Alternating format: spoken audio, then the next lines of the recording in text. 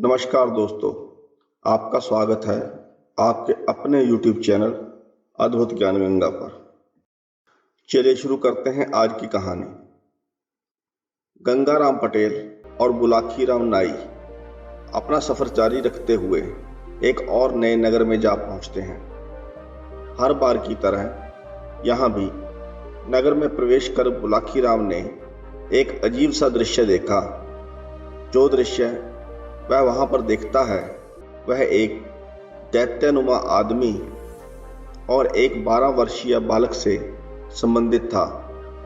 बुलाखीराम ने देखा कि बाजार में एक दैत्यानुमा आदमी डरकर भागा चला जा रहा था और एक लड़का जिसकी उम्र 12 वर्ष के आसपास रही होगी एक जलती हुई लकड़ी लेकर उस दैत्यानुमा आदमी को पीटता जा रहा था। बुलाखीराम नाई इस नज़ारे को देखकर उत्सुकता के साथ वापस लौट आया और रात ढलने का इंतजार करने लगा।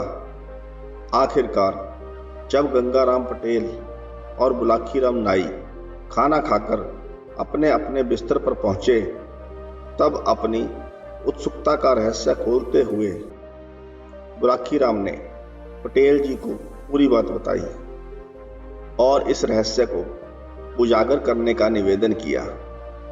उसकी पूरी बात सुनने के बाद गंगाराम पटेल ने कहा कि बुलाखी नाई सुन, मैं तुझे इसके बारे में विस्तार से बताता हूँ। यहाँ से कुछ दूरी पर एक गांव है। उस गांव का नाम है खोहा। खोहा नामक उस गांव में एक हरि सिंह नाम का जाट रहता था। हरि सिंह की किरण नाम की एक बेटी थी। किरण का विवाह इसी नगर में यहाँ के एक धनी मानी व्यक्ति संत सिंह के साथ हुआ था। अब किस्मत का खेल देखो, शादी के 2 साल बाद ही उसके पति की मृत्यु हो गई। किरण का एक बच्चा था जिसका नाम कुंवर सिंह था। पति की मृत्यु के बाद जब किरण का उसकी ससुराल में रहना मुश्किल हो गया तो वह अपने पुत्र को लेकर अपने पिता के पास चली आई और वहीं रहने लगी। इस कारण उसके पुत्र कुंवर सिंह का लालन पालन अपने ननिहाल में ही हुआ।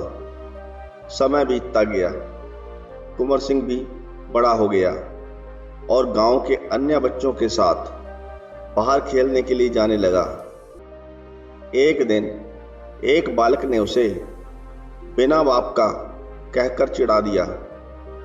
कुंवर सिंह ने गुस्से में आकर उस बालक की पिटाई कर डाली और घर आकर अपनी मां से जिद करने लगा कि वह उसे उसके पिता का नाम बताए, यह भी बताए कि इस समय वह कहां पर हैं। बेचारी किरण वह अपने बेटे की बात सुनकर चुप हो गई। उसकी आंखों से आंसू बहने लगे। मां को रोता देखकर कुंवर सिंह उस दिन तो बाहर चला गया, लेकिन उस दिन के बाद वह बार बार अपनी माता से आग्रह करता रहा कि उसे उसके पिता का नाम और पता बता दे, पर हर बार उसकी मां हंसकर उसके प्रश्न को टाल देती थी। इस प्रकार घटना को बताते हुए गंगाराम पटेल बुलाखीराम से कहते हैं कि बुलाखीराम, एक दिन तो हद ही हो गई। कुंवर सिंह जब 12 वर्ष का हुआ तो एक दिन फिर उसके साथियों ने उसे बिना बाप का कहकर चिढ़ा दिया। उस दिन उसे अपनी मां पर बहुत गुस्सा आया। वह घर पहुंचा और अपनी माता से बोला, मां, आज तुम्हें बताना ही होगा कि मेरे पिता कौन हैं। अगर तुमने यह बात मुझे ना बताई तो मैं आत्महत्या कर लूँगा। अपने लाडले की इस धमकी को सुनकर किरण घबरा गई। फिर भी उसने बात को संभालने की कोशिश की और कहा, बेटा, तुझे बताया तो है कि इस समय मेरे पिता ही तेरे सरप्रस्त हैं। वे तुझे प्यार भी तो पुत्र जैसा ही करते हैं। इसलिए तो उन्हें ही अपना पिता समझ। कुंवर सिंह ने जिद पकड़ ली और बोला, नहीं माँ, मैं अपने नाना को अपना पिता कैसे मान लूं? मैं तो अपने उस पिता का नाम जानना चाहता हूं जिसकी मैं संतान हूं, जिनके अंश से मेरा जन्म हुआ है। बेटा अपनी जिद पर अड़ गया तो माँ को आखिर झुकना ही पड़ा। उसने कहा, बेटा, अगर तू नहीं मानता तो सुन, तेरे पिता का नाम था संत सिंह। अब से लगभग 14-15 वर्ष पहले मेरा उनके साथ विवाह हुआ था, परंतु जब तेरी आयु सिर्फ 1 वर्ष की थी तब एक दिन उनकी मृत्यु हो गई। कुंवर सिंह ने पूछा कि माँ, उनकी मृत्यु की वजह क्या थी? क्या वे गंभीर रूप से बीमार हो गए थे? किरण ने उससे कहा कि नहीं मेरे लाल, उनकी मृत्यु स्वाभाविक रूप से नहीं हुई थी। उन्हें एक प्रेत ने मार डाला था। प्रेत ने? लड़के ने आश्चर्य से पूछा। माँ, प्रेत ने उन्हें कैसे मार डाला? किरण ने कहा, क्या बताऊं बेटा, तेरे पिता का भरा पूरा परिवार था। उनके पास खूब धन दौलत थी, एक बहुत बड़ी हवेली थी, लेकिन देवयोग से उस परिवार को ग्रहण लग गया। ना जाने कैसे उस मकान में एक दिन एक प्रेत का संकट हो गया। उस प्रेत ने एक एक करके परिवार के सभी लोगों को मार डाला। जब तेरा जन्म हुआ तो मैंने तेरे पिता से उस प्रेतग्रस्त हवेली को छोड़ने की बहुत प्रार्थना की, लेकिन वे मेरी बात नहीं माने। दरअसल उन्हें भूतों प्रेतों जैसी बातों पर यकीन नहीं था। फिर एक दिन वह भी उस प्रेत का शिकार बन गए। तब मैं बहुत घबरा गई और उस हवेली को बंद करके तुझे लेकर यहाँ चली आई। उसके बाद तेरा लालन पालन यहीं पर हुआ और अब भी हो रहा है। बस बेटा, यही है सारी कहानी। अपनी माता के मुख से यह कहानी सुनकर कुंवर सिंह के मन में कुछ शक पैदा हुआ। उसने अपनी माता से कहा, माँ, तू मुझे उस हवेली की चाबी दे दे। मैं वहां जाकर यह देखना चाहता हूं कि वह प्रेत कैसा है जिसने हमारे सारे परिवार को मार डाला है। पुत्र की बात सुनकर घबराई हुई माँ ने कहा, ना बेटा ना, मैं तुझे वहां नहीं जाने दूंगी। तू वहां गया तो वह प्रेत तुझे भी मार डालेगा। बेटा, मैं तुझे खोना नहीं चाहती। कुंवर सिंह ने अपनी माता से कहा, देखो माँ, मैं यह फैसला कर चुका हूं कि मैं उस हवेली में अवश्य जाऊंगा। तू मुझे खुशी खुशी जाने की आज्ञा देगी तो ठीक है, नहीं तो मैं तुझसे पूछे बगैर ही यहाँ से चला जाऊंगा। इसलिए मैं कह रहा हूं कि तुम मुझे उस हवेली की चाबी दे दो। तेरा आशीर्वाद मेरे साथ रहेगा तो मैं उस प्रेत पर तो क्या, महाप्रेत पर भी विजय प्राप्त कर लूंगा। एक बार फिर से बेटे की जिद के आगे मां हार गई। तब उसने आंसू पोंछते हुए उस हवेली की चाबी कुंवर सिंह को सौंप दी। कुंवर सिंह उसी दिन अपनी हवेली को देखने के लिए चल पड़ा। शाम ढले वह शहर में पहुंचा। वह रात के समय में उस प्रेतग्रस्त हवेली पर जाना नहीं चाहता था, इसलिए उसने एक धर्मशाला में रुककर अपनी रात काटी। सुबह होते ही वह अपनी हवेली पर पहुंचा और चाबी से ताला खोलकर हवेली के अंदर चला गया। हवेली वर्षों से बंद पड़ी थी, इसलिए उसमें बहुत गंदगी जमा हो गई थी। जगह जगह मक्खियों ने अपने जाले बना लिए थे। चमगादड़ों की तो वह एक तरह से पनाहगाह ही बन गई थी। पूरी हवेली में उल्लू और कबूतरों ने कई कमरों पर अधिकार जमाया हुआ था। कुंवर सिंह हवेली की सफाई में लग गया। एक एक करके उसने सारे कमरे साफ किए। अंत में उसने आंगन भी साफ कर दिया। कमरों में अगरबत्तियां जलाकर रख दी ताकि हवेली में फैली बदबू दूर हो जाए। पूरी हवेली को साफ करने में घंटों लग गए, तब जाकर हवेली रहने योग्य हुई। अब उसे शाम के भोजन की चिंता हुई। वह बाजार गया और वहां से भोजन बनाने के लिए जरूरी चीजें खरीद कर लाया। कुंवर सिंह ने अपनी माँ से खाना बनाना सीख लिया था। वह कई तरह के स्वादिष्ट व्यंजन बना लेता था। अपने हुनर का उपयोग करते हुए उसने तरह तरह के व्यंजन तैयार किए। ऐसा करते करते दिन ढल गया और रात का अंधेरा फैलने लगा। तब उसने दीपक जलाकर हर एक कमरे में रख दिया। दीपों के प्रकाश से हवेली जगमगा उठी। कुंवर सिंह ने अपने लिए भोजन परोसा और उसे लेकर चौकी पर आ बैठा। अभी वह पहला निवाला तोड़ने ही वाला था कि ऐसा लगा जैसे वहां भूचाल आ गया हो। साएं साएं की आवाजें आने लगी। पूरी हवेली दहल उठी। देखते ही देखते एक महाभयंकर प्रेत आंगन में आकर खड़ा हो गया। उस प्रेत को देखकर कुंवर सिंह पर जरा भी प्रभाव नहीं पड़ा। वह एकटक उस प्रेत की ओर देखने लगा। तभी प्रेत की आवाज गूंजी, अरे लड़के, कौन है तू जो मेरे रहने के स्थान में निडर होकर आ बैठा है? कुंवर सिंह ने विनम्र स्वर में कहा, हे प्रेतराज, आप नाराज ना हो। मेरा नाम है कुंवर सिंह और मैं किसी और की जगह पर नहीं आया हूँ। यह हवेली मेरे पूर्वजों की है, इसलिए इस पर मेरा ही अधिकार है। मैं अपने घर में आया हूँ। प्रेत गर्जा, अच्छा तो तू है इस हवेली का उत्तराधिकारी। तेरे परिवार के सभी लोगों को तो मैंने एक एक करके मार दिया था। अब तू खुद ही मरने के लिए यहाँ आ पहुँचा है तो मैं तुझे भी नहीं छोड़ूंगा। मैं तुझे आज ही मार दूंगा।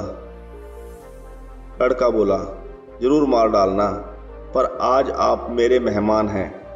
यहाँ विराजिए और मेरे साथ भोजन कीजिए। मैंने अपने हाथों से यह सारे व्यंजन तैयार किए हैं। आप इन स्वादिष्ट व्यंजनों का आनंद लीजिए। प्रेत बोला, मुझे यह घास पत्ते खाना अच्छा नहीं लगता। मुझे तो चाहिए ताजा खून। तेरे इन व्यंजनों में मेरी कोई दिलचस्पी नहीं है। लड़के ने विनम्रता से कहा कि अरे प्रेत महाशय, आप चख कर तो देखिए, अच्छा ना लगे तो मत खाना। प्रेत ने कुछ पल शांत होकर सोचा और फिर बोला कि ठीक है, चख कर देखता हूँ, पर मुझे यह भोजन खिलाकर तू यह मत समझ बैठना कि मैं तुझ पर रहम खाकर तुझे छोड़ दूंगा। मारूंगा तो मैं तुझे तब भी। लड़का हंसकर बोला, हाँ हाँ मार देना, पर पहले मेरे साथ भोजन तो कर लो। भूखे पेट तो मुझसे मरते भी नहीं बनेगा। आपने वह कहावत तो सुनी होगी कि भूखे भजन ना होए गोपाला।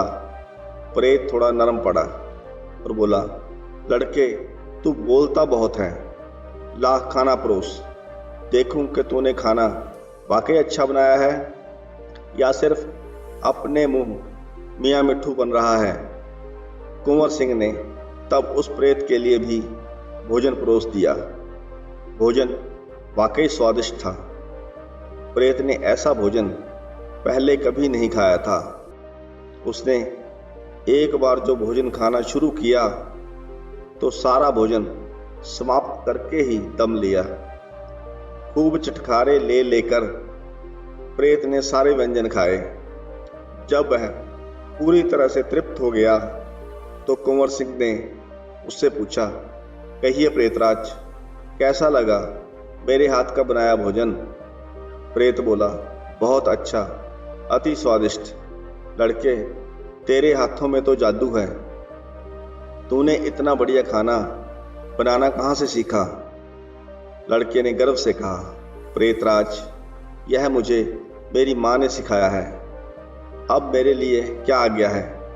क्या मैं स्वयं को पेश करूं ताकि आप मुझे खाकर संतुष्ट हो सको? प्रेत बोला, नहीं, अब मैंने अपना इरादा बदल दिया है। तुम मेरे दोस्त बनकर यहीं रहो। मैं तुम्हें नहीं मारूंगा, पर प्रतिदिन मुझे ऐसा ही स्वादिष्ट भोजन बनाकर खिलाना होगा। लड़के ने उत्तर देते हुए कहा कि हाँ हाँ, क्यों नहीं, जरूर बनाकर खिलाऊंगा।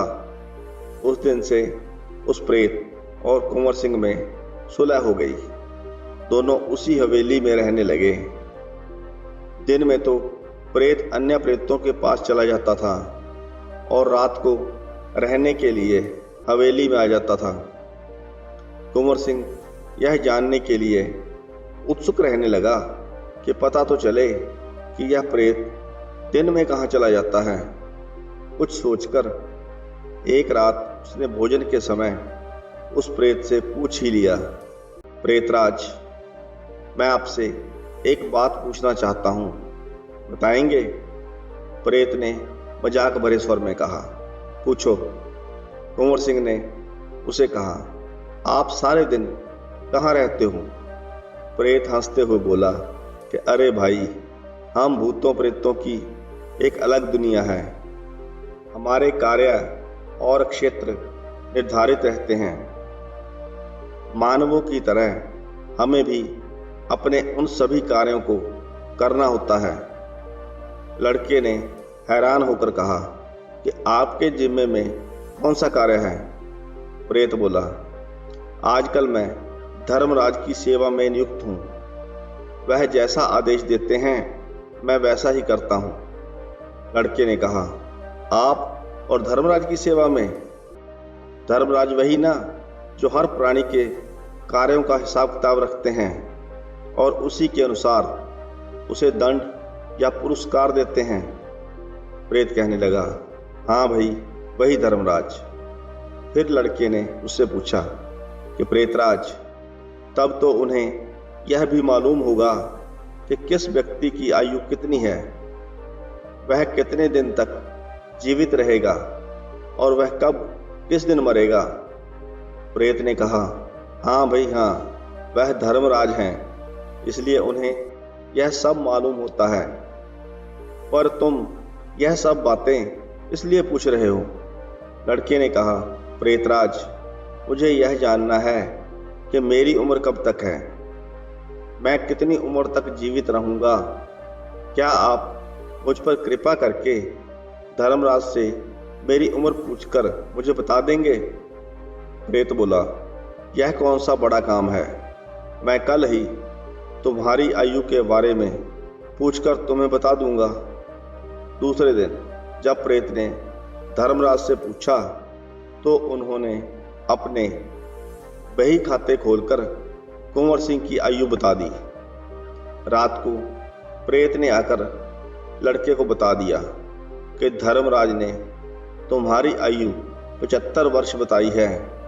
यह सुनकर लड़का बोला, प्रेतराज, मेरी आयु बताकर आपने मुझ पर बड़ा एहसान किया है। इसके लिए मैं आपका बहुत आभारी हूँ। आप कृपया करके मेरा एक और काम कर दीजिए। प्रेतराज खुश होते हुए बोला, हाँ हाँ बोलो, वह कौन सा काम है? मैं तुम्हारा वह काम भी कर दूंगा। लड़के ने उससे कहा कि आप धर्मराज से यह पूछकर आना कि क्या मेरी मृत्यु आयु से पहले या बाद में भी हो सकती है। तब प्रेत ने धर्मराज से पूछा और उसे यह बात भी बता दी। उसने लड़के से कहा कि धर्मराज ने कहा है कि ईश्वर ने जिस व्यक्ति को जितनी आयु दी है वह व्यक्ति उतने वर्ष तक निश्चित ही जीवित रहता है। इसमें ना तो एक पल बढ़ाया जा सकता है और ना ही एक पल घटाया जा सकता है। यही ईश्वर का अटल नियम है। इसमें फेरबदल की बिल्कुल भी गुंजाइश नहीं है। इतना सुनते ही कुंवर सिंह के चेहरे के भाव बदल गए। उसने चूल्हे से एक मोटी सी जलती हुई लकड़ी निकाल ली और उस लकड़ी को प्रेत के मुंह पर दे मारा। फिर वह गर्ज कर बोला, अरे मूर्ख प्रेत, जब विधाता भी समय से पहले मुझे नहीं मार सकता तो तू मुझे कैसे मारेगा। ठहर जा शैतान, आज मैं तेरा किस्सा ही खत्म कर देता हूं। आज मैं तुझसे अपने उन सब परिवारजनों की हत्या का बदला चुकाऊंगा जिनकी तूने हत्या की है। ऐसा कहकर वह जलती लकड़ी लेकर उस प्रेत पर टूट पड़ा। प्रेत इस अचानक घटी घटना से इतना घबरा उठा कि वह वहां से भाग छूटा, लेकिन लड़के ने उसका पीछा नहीं छोड़ा। अब हालत यह थी कि आगे आगे वह प्रेत भाग रहा था और पीछे पीछे जलती हुई लकड़ी लेकर वह लड़का भाग रहा था। बुलाखीराम, उम्मीद है अब तूने सारी कड़ियां आपस में जोड़ ली होंगी।